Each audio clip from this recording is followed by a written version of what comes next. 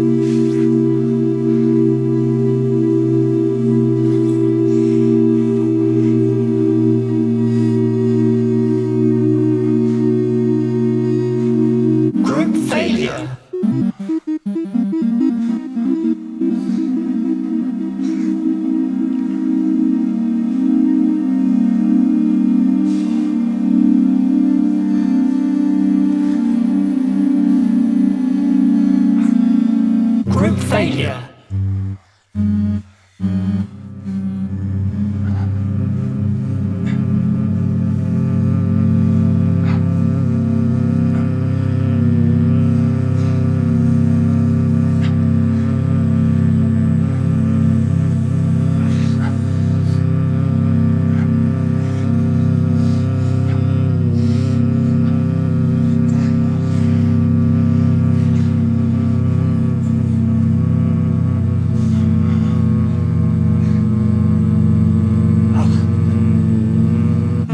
Failure.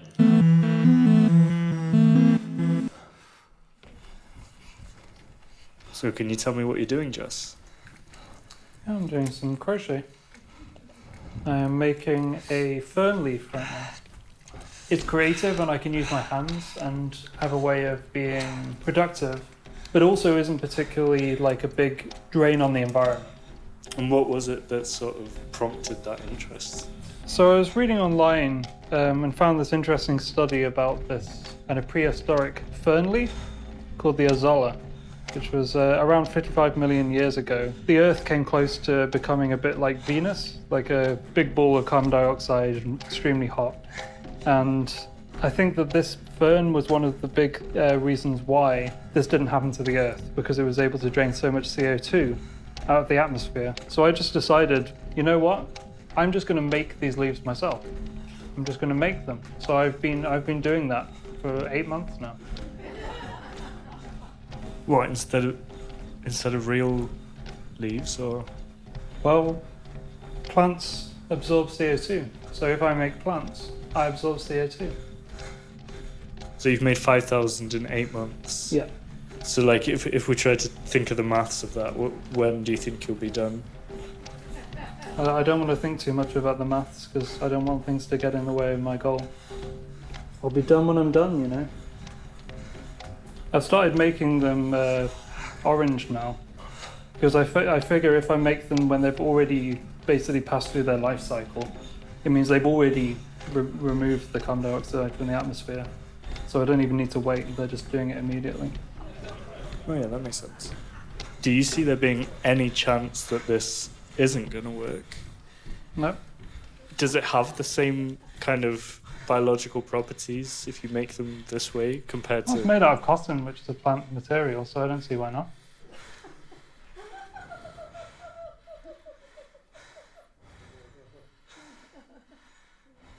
I mean, what's more fulfilling than saving the world, right?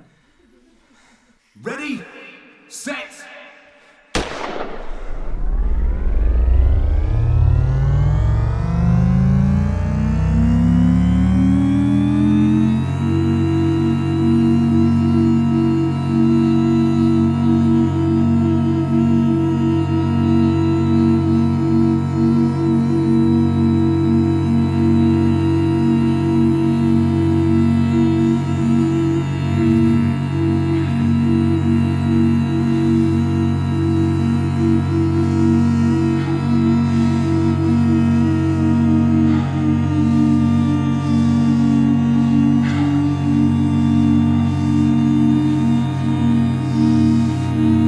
Failure.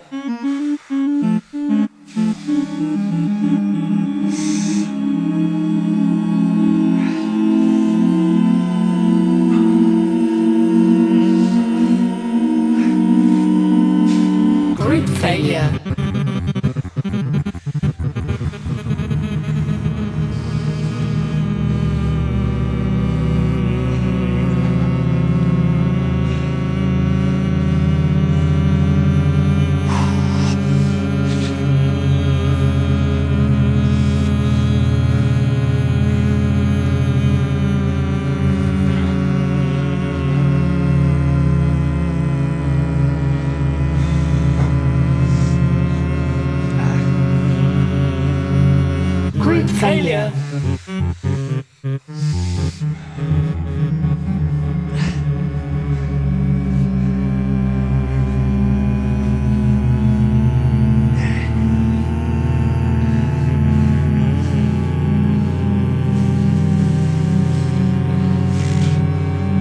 Failure.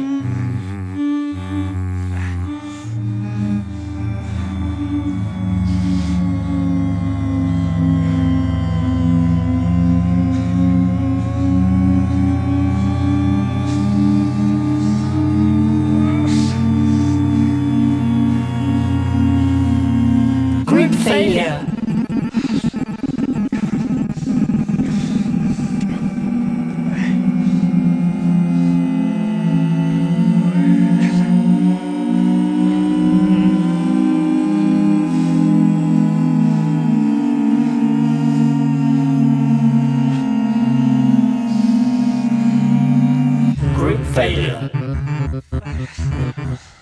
Taco.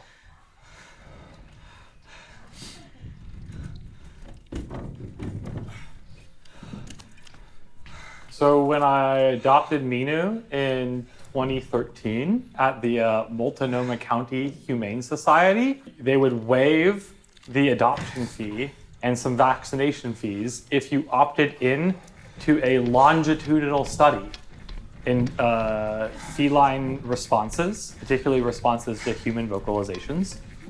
Dog.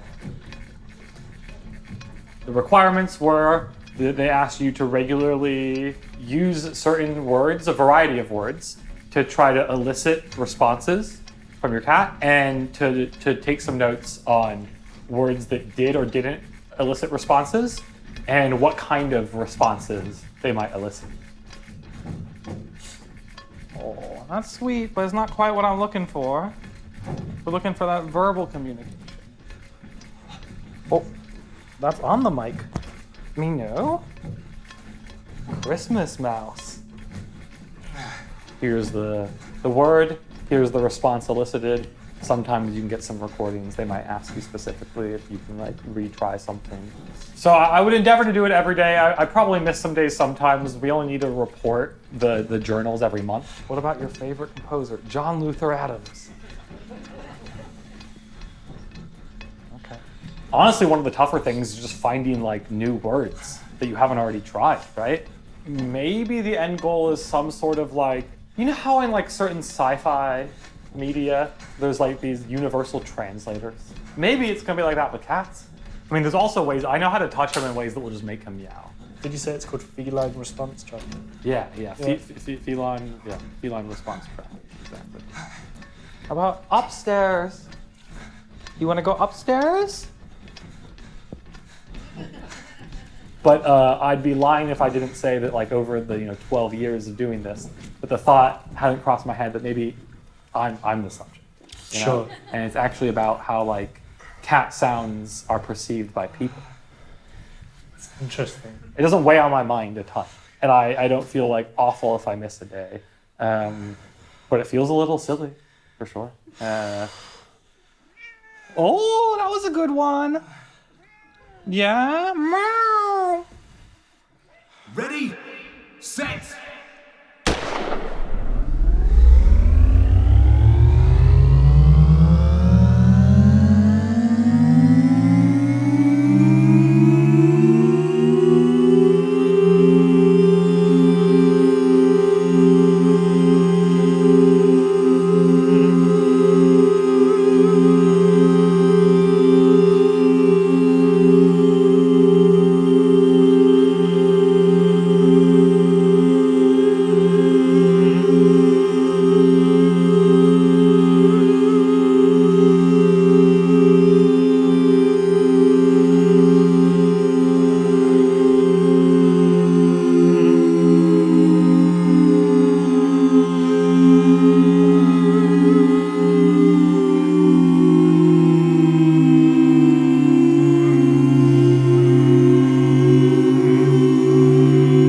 failure.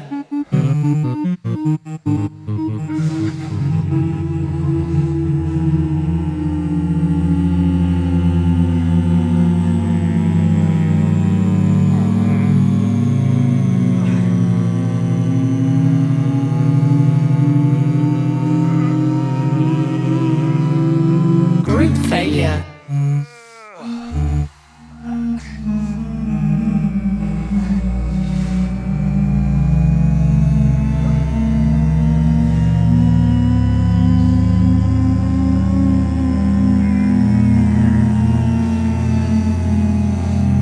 Group failure.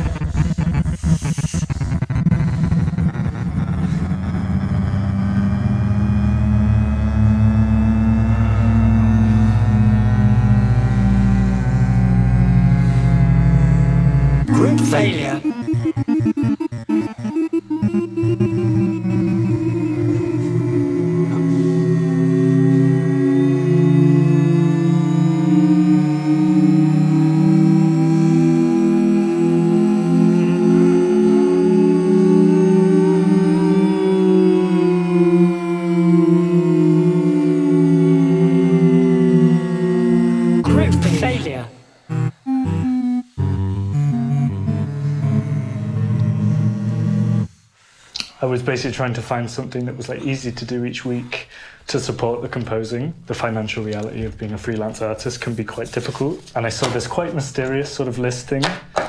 It's 2 hours work a week, and you're making, okay, I'm not going to say how much I'm making, but Why not? right now I'm on my first symbol. I get sent like a folder, has my employee number, has the dates. You have a certain amount. Sometimes it's a lot. Today, actually, it's okay. There's only 11. And I have to just simply cut them out. Each symbol has a specific recipient on this list. I have to write the address and the name of that person, slip the freshly cut out symbol into the envelope, and then at some point later today, somebody from the company comes to pick them up. But that is what I'm doing concrete right now. I'm cutting out shapes, writing down addresses on envelopes, and giving them over to somebody. For your sake, like, what do you get out of it? I think if I compare it to what I do creatively, there is something quite satisfying about having a job that feels so easy. I know exactly what I have to do. I know exactly how long it's going to take. And I have this feeling at the end like, okay, I fulfilled my duty. Like, I was given a job and I did it successfully. I don't know if I'd call that enjoyment, and I certainly wouldn't call it fulfillment, but there's something really satisfying about it. It brings me back to being a kid a little bit and doing like really simple arts and crafts. Like, is the work hard? The thing I've experienced as like hard is when the shapes are really complex. Like, I can flick through the pile and try to find one that maybe I think will be more difficult. Yeah, okay, like this is a good example. Like this one, oh no, maybe even this one. Like this one is going to be hard, right? Just because I have to do that sort of curl. Are you happy? What, generally, or like with this? Like, I would say that the stability this offers me alleviates a lot of anxiety that I previously felt before I had a fixed income job. And when I was just in this kind of gig economy, going from commission to commission or like performing occasionally, and that was the only income I had. It's a bit of a game changer that has actually really positively impacted my mental health. But maybe that's part of it. Like, I know it sounds irresponsible, but I think at a certain point I realized if I start digging and trying to find a like deeper meaning in why I'm doing this, it's probably not going to end well, and it's going to weigh on my conscience, and I'm going to end up probably having to leave the work, which I don't really feel like I'm in a position to do right now. I really hope, actually, that that there isn't like some negative impact that these symbols are causing to the people who receive them. But am I completely sure that they're not negative? No. I think that would be really dishonest if I said that. Ready, set.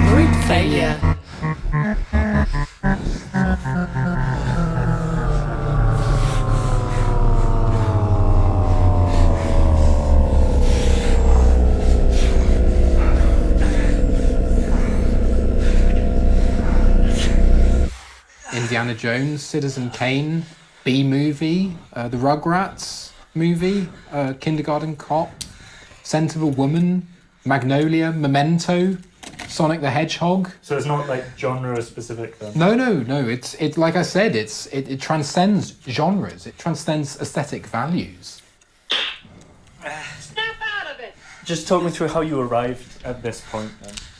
I'd basically been struggling for quite a long time with insomnia. I tried all the classic remedies, rice in the socks, lettuce water, garlic under the pillow, navel examining. What is rice in the socks supposed to do? Like, that's supposed to help you? What does it do, putting rice in your socks? Yeah, none of that had really been working. Somebody told me that one technique that works for a lot of people is watching old films that you're quite familiar with. I started noticing this weird pattern. It's specifically this phrase that I just keep noticing. An imperative, it's an instruction to snap out of it. Almost every film that I watched, you find this phrase, snap out of it.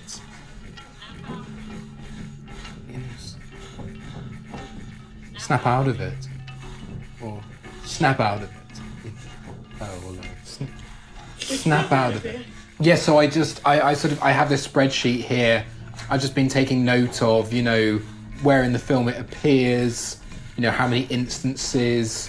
Yeah, it's quite an extensive list at this stage. But yeah, how many films? I mean, yeah, it's quite a lot. Maybe 1,000. It's speaking to me, directly. It's not something I chose to do. It's not something that a normal person does. It's something that you have to do, that's imposed upon you. It's like a duty that you have to fulfill. People think you're a bit weird or obsessive. I just don't really have the time to deal with that. Snap out of it. What was that? That was Top Gun Maverick. What is it you think you have to snap out? Do you know? That's what I'm trying to find out. Oh, right. That's what I have to know. I've just got to do it. I've got to snap out of it. Snap out of it. Snap out of it. But then, if it's a coincidence, then why is it in every film? What is literally in every film that in this list? What am I missing? What am I not being told? What's being kept from me? What do I need to snap out of? What would the end point of this be? You're going to keep doing this nearly every day until when?